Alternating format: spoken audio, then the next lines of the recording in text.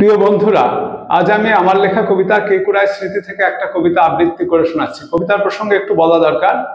আমার তখন 25-26 বছর বয়স। একদিন আমি দুপুরবেলা কবি সুনীল গঙ্গোপাধ্যায়ের প্রেম অমনিবাস পড়ছিলাম। পড়তে পড়তে আমি ঘুমিয়ে যাই। ঘুমের মধ্যে আমি কবির নায়িকা নীরাকে স্বপ্নে দেখি। আমার 2-3 বার ঘুম ভেঙেছিল, প্রতিবারই একই স্বপ্ন কন্টিনিউ হচ্ছিল। তাই নিয়ে আমার কবিতার নাম বিচ্ছিন্ন ঘুম, একটা কবিতা। এখনো যাওনি তুমি? ও যে অপেক্ষা করে আছে জনস্রোতে, বললো যেন শহুরে দোয়েল। তাই নাকি? তাড়াতাড়ি হেঁটে যাই ব্যস্ততা থেকে। বিকেলে যানজট ছোট হয়ে আসে, অতলান্ত ব্যস্ততা মিশে যায় ছোট্ট নদীতে। কখন এলে? মিনিট 10। দেরি হয়ে গেল। আমি নীরার মুখের ভিড়ে অপলক, জল ভরা জ্যোৎস্নায় মেঘের উড়ান ছায়া পড়ে।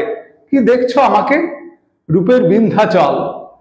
হঠাৎ জানলা গলে পল্লবিত রোদ ঢুকে যায় চোখের পর্দা ভেদ করে। কোথায় রয়েছি আমি? এখন সময় সকাল, দুপুর, রাত। বাইরে যাচ্ছি, গেটটা বন্ধ করে বেড়ে। জ্যাঠামণি চলে যান ধীর পদক্ষেপে। মাথার কাছেই দেখি পড়ে আছে গল্পের বই, সুনীল বাবুর প্রেম অমনিবাস। অরণ্যের ছায়া দীর্ঘ হয়, পথের সবুজ মাকে নীরার রোদের তেজ পড়ে। কেমন উদাস যেন আজকে বিকেল, সম্মোহিত রোদে দেহ মন আপ্লুত হয়। আমার রোদের তেজ বুঝি? হেসে দিল চন্দ্রিমা নীরা। হাতে হাতে কম্পন আসে, নির্জন বনান্ত ভরে যায় জ্যোৎস্না উদাসে। আমিও তুফান মেলে চড়ে ওড়নার মতো ফেসে যাই। খোলো খোলো দৌড়। চটকায় ভেঙে যায় ঘুম।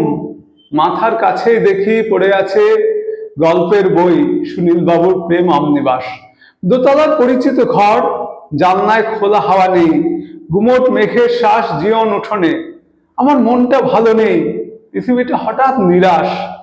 আলগোছে হাত রাখি নীরার হাতেতে, দেহের প্রবল তাপে বিষণ্ণ প্রকৃতির বুক। কুকুরের কান্নার আওয়াজে ছুটে যায় শীতল বাতাস। তুমি ভালো থাকো, সুখে থাকো, নইলে আমার মন নিতান্ত বিষণ্ণ হবে। ঠং ঠং তালা নাড়ে গেটের বাহুতে। রেশনের কার্ডটা দাও, এখনই বাইরে যেতে হবে। চটপট বলে গেল খুকু। উঠে আসি মেঘদূত থেকে। খাটের উপর দেখি পড়ে আছে গল্পের বই, সুনীল বাবুর প্রেম অমনিবাস।